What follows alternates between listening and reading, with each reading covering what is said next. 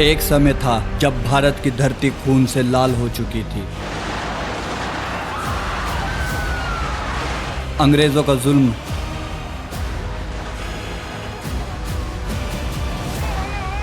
देश के टुकड़े टुकड़े करने वाली राजनीति ने भारत के लोगों को अंधकार में डाल दिया था।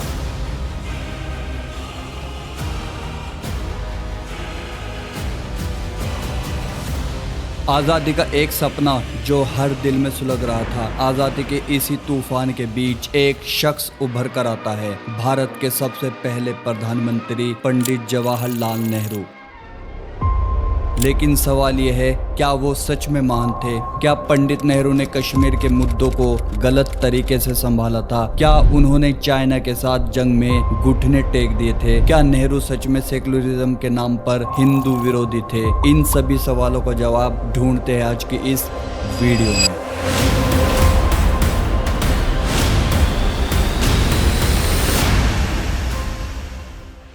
पंडित जवाहरलाल नेहरू का जन्म 14 नवंबर 1889 को इलाहाबाद के एक अमीर कश्मीरी पंडित परिवार में हुआ था। उनके घर का नाम था आनंद भवन, एक बड़ा सा शान और शौकत वाला घर जहां हर चीज लग्जरी थी। उनके पिता मोतीलाल नेहरू एक मशहूर वकील थे जो अपने वक्त के सबसे कामयाब वकीलों में से एक थे।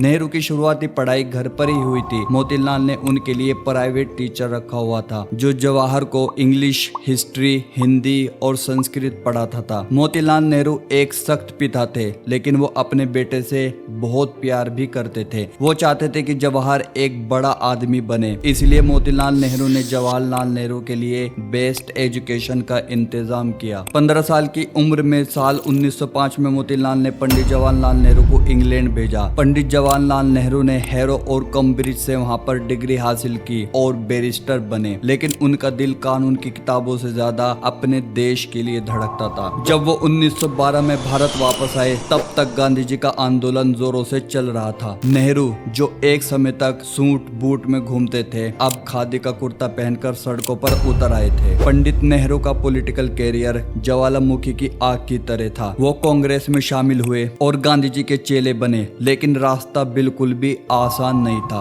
बार बार जेल और ब्रिटिश सरकार की साजिशें, लेकिन पंडित नेहरू ने हर एक का सामना किया। 1929 में लाहौर सम्मेलन में जब वो कांग्रेस के अध्यक्ष बने, तब उन्होंने पूरी आजादी का नारा दिया, पूर्ण स्वराज। ये एक धमाका था जो ब्रिटिश राज के कानों तक गूंजा। आजादी की लड़ाई में पंडित नेहरू ने 9 साल जेल में बिताए। डिस्कवरी ऑफ इंडिया जैसी किताब लिखी जो आज भी भारत देश की रूह को समझने के लिए एक दरिया से कम नहीं है। लेकिन जब 1947 में आजादी मिली तो देश के सामने एक नया तूफान था, बंटवारा। लाखों लोग मरे, खून की नदियां बही और देश 2 हिस्सों में बंट गया। इस बड़े संकट के समय में पंडित जवाहरलाल नेहरू को चुना गया भारत का पहला प्रधानमंत्री। पर कैसे और क्यों? 15 अगस्त 1947 जब नेहरू ने अपना ट्रिस्ट डेस्टिनी भाषण दिया।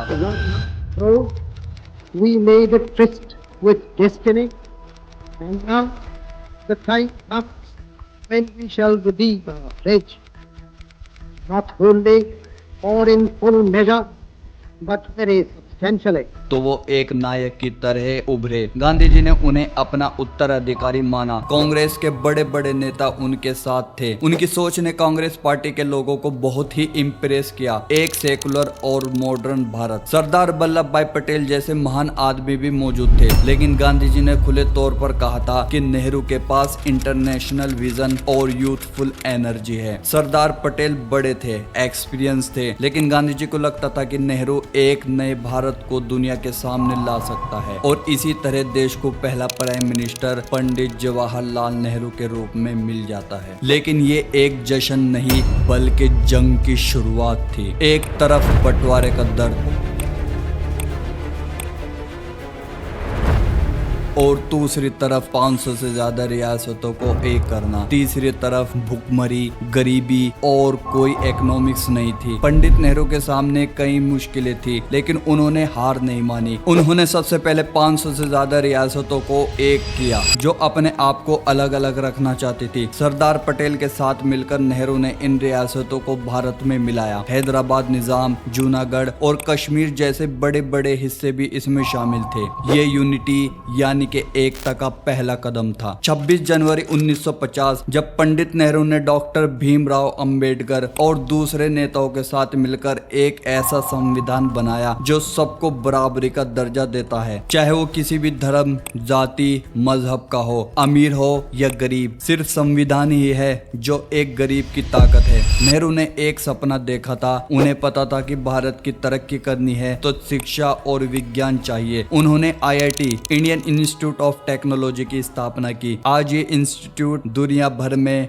भारत का नाम रोशन करते हैं, जहाँ से हजारों इंजीनियर बनते हैं। IIM, Indian institute of management भी उनके सपनों का हिस्सा था, जहाँ से आज के बिजनेस लीडर निकलते हैं। उन्होंने इंडियन इंस्टीट्यूट ऑफ साइंस और एटॉमिक एनर्जी कमीशन जैसे संस्थान बनाए। भाभा एटॉमिक रिसर्च सेंटर जो आज भी हमें न्यूक्लियर पावर देता है, क्योंकि साइंस एंड टेक्नोलॉजी ही भारत का फ्यूचर है। बंटवारे के बाद भारत के पास कुछ भी नहीं था, ना पैसा ना ही फैक्ट्री। लेकिन पंडित जवाहरलाल नेहरू ने भारत की तरक्की को धीरे धीरे एक्सपेंड करना शुरू कर दिया। इसी के चलते पंडित नेहरू ने बड़े बड़े डैम बनवाए, जैसे भाखड़ा नागल डैम जो हिमाचल प्रदेश में मौजूद है, दामोदर वैली प्रोजेक्ट जिससे खेतों को पानी मिला और बिजली पैदा हुई। साथ ही साथ स्टील प्लांट लगवाए, जैसे Rourkela steel plant, Bhilai steel plant और दुर्गापुर स्टील प्लांट भी उनके काल में ही बने। ये इंडस्ट्रीज आज भी भारत की इकोनॉमिक की बैकबोन है। रेलवे और रोड का नेटवर्क भी बढ़ा ताकि देश एक दूसरे से जुड़ा रहे। पंडित जवाहरलाल नेहरू ने भारत को दुनिया के मंच पर एक आवाज दी। जब कोल्ड वॉर में अमेरिका और रशिया लड़ रहे थे, नेहरू ने कहा था, हम किसी के साथ नहीं, हम अपने साथ है। नॉन अलाइन मूवमेंट नाम की स्थापना उनके विजन का हिस्सा था। नेहरू को बच्चे भी बहुत पसंद थे। वो बच्चों को भारत का भविष्य मानते थे।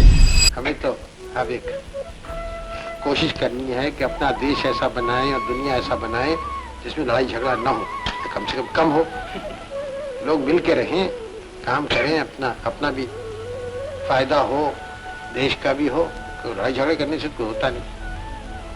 क्या राय है तुम्हारी? पंडित जवाहरलाल नेहरू के काल में 1962 में हुए चाइना भारत का युद्ध एक बड़ा झटका था। भारत हार गया था और लोग कहते थे कि नेहरू ने सेना को रेडी नहीं किया था। लेकिन ये बात भी ध्यान रखनी चाहिए कि वो एक नए देश को संभाल रहे थे जहां हर तरफ संकट ही संकट था। आज के समय में एक बड़ा सवाल ये उठाया जाता है कि जब मुसलमानों को उनका एक मुल्क पाकिस्तान के रूप में मिल गया था, तो पंडित जवाहरलाल नेहरू को भारत को एक हिंदू राष्ट्र बनाना चाहिए था, ना कि एक सेकुलर देश। देश की सियासत में इस वक्त हिंदू राष्ट्र की चर्चा है।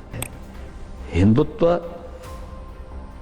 देश के ही सुप्रीम कोर्ट की एक फुल बेंच ने इस बारे में स्पष्ट अपना आदेश जारी किया है। हिंदू राष्ट्र का अर्थ है सबका विकास सबका साथ। ये एक बहुत अहम सवाल है जो आज के समय में बहुत ज्यादा उठाया जाता है। तो आइए इसी अहम सवाल को भी समझते हैं। भारत कभी भी एक धर्म का देश नहीं रहा। यहाँ वैदिक काल से लेकर बुद्धिज्म, जैनिज्म, सिखिज्म, इस्लाम और क्रिश्चियनिटी तक सबने अपना रंग मिलाया। नेहरू और गांधी जैसे महान नेता ये समझते थे कि भारत की असली ताकत इसकी यूनिटी में है। हिंदू राष्ट्र का मतलब होता कि इन सारी संस्कृति को नकारना जो भारत जैसे महान देश की रूह के खिलाफ होता। 1947 में बंटवारे के बाद 3 से 4 करोड़ मुस्लिम यहाँ पर रह गए थे, वो भी अपनी मर्जी से। हिंदू राष्ट्र का मतलब होता या तो इनको यहाँ से भगा देना या दूसरे दर्जे का नागरिक बना देना। इससे न सिर्फ खून खराबा बढ़ता बल्कि देश फिर से टुकड़ों में बट जाता। पंडित नेहरू ने सोचा कि एक सेकुलर देश ही सब कुछ जोड़ सकता है। चाहे वो हिंदू हो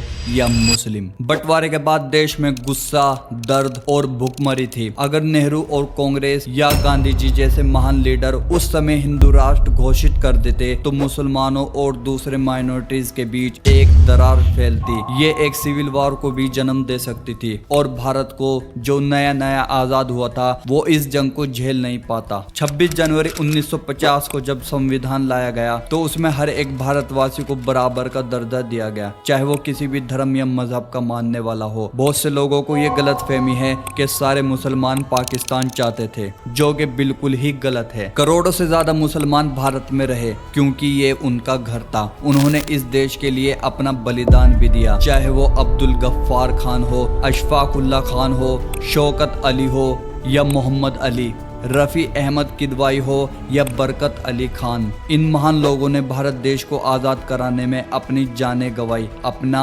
बलिदान दिया। असल में खुद हिंदू धर्म सेकुलरिज्म ही सिखाता है, वसुदैव कुटुंबकम, यानी पूरी दुनिया एक परिवार है। ये सोच थी गांधी और नेहरू जैसे महान नेताओं की। मोहनदास करमचंद गांधी ने सत्यानाश, वो नाथुराम गोडसे जी को नमस्कार है, मार डाला।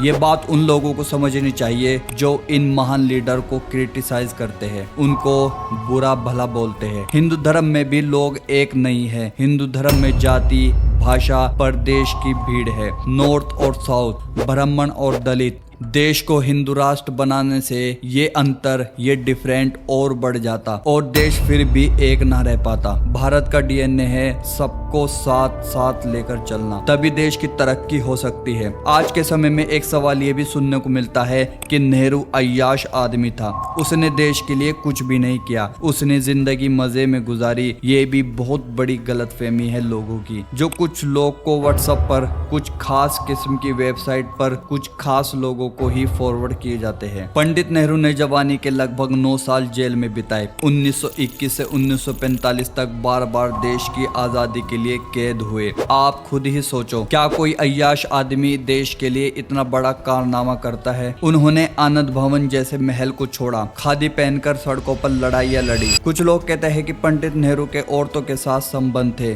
खासकर एडविना माउंटबेटन के साथ, लेकिन सच बात तो यह है कि ये सिर्फ एक अफवाह है। एडविना और पंडित नेहरू सिर्फ दोस्त थे, इसका कोई भी प्रूफ नहीं मिलता कि ये एक अफेयर था। पंडित जवाहरलाल नेहरू सिर्फ एक इंसान थे, ना कि कोई फरिश्ता। उनसे भी कुछ मिस्टेक हुई है जो कि उस समय की सिचुएशन के हिसाब से उन्हें सही लगी, बट बाद में उनके नतीजे कुछ खास नहीं निकले। या ये कह लीजिए कि आज के समय में हम लोगों को उनकी वो पॉलिसी अच्छी नहीं लगी, जैसे 1962 का चाइना और भारत का युद्ध, जिसमें भारत को हार का सामना करना पड़ा। चाइना के साथ बॉर्डर पॉलिसी, पंडित नेहरू ने चाइना पर अंधा भरोसा किया। उन्होंने मैकमोहन लाइन के बॉर्डर पर ध्यान नहीं दिया। चाइना ने 1950 से ही बॉर्डर पर कब्जा करना शुरू कर दिया था। पंडित नेहरू ने इसे इतना सीरियस नहीं लिया, लेकिन उस समय भारत को विकसित करने के लिए और भी बड़े बड़े मुद्दे थे, जैसे गरीबी, economics, unity, power. Pandit Nehru ने इन चीजों को पहले प्रायोरिटी दी, जो कि उस समय के लिहाज से बिल्कुल सही थी, जिसकी बात मैं वीडियो में भी कर चुका हूँ। लेकिन आज तो भारत एक पावरफुल कंट्री है।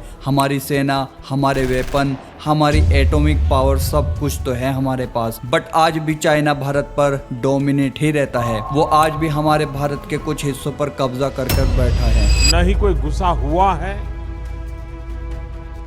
न ही हमारी कोई पोस्ट किसी दूसरे के कब्जे में है। तो क्यों आज हम चुप है? आज तो हमारे पास मोदी जैसे ग्रेट लीडर भी है। क्यों मोदी जी? आनंद भवन के छोटे से जवाहर से लेकर भारत के पहले प्रधानमंत्री बनने तक पंडित जवाहरलाल नेहरू का सफर एक सपने की तरह था। बचपन में नेचर से प्यार, जवानी में जेल की सजा और पॉलिटिकल कैरियर में आजादी का जोश। उन्होंने हर पल देश के लिए जिया। उन्होंने संविधान, IIT, IIM, road, railway, dam, science and technology, देश को एटॉमिक पावर बनने की शुरुआत, इन बड़े कामों में उनका बहुत ही बड़ा रोल रहा है, जो आज भी हमें और हमारे भारत देश को ताकत देता है। पंडित जवाहरलाल नेहरू एक सपना देखने वाले थे कि भारत एक सेकुलर पावरफुल कंट्री बने। लेकिन ये तभी पॉसिबल हो सकता है जब भारतवासी नफरत छोड़ यूनिटी का साथ देंगे।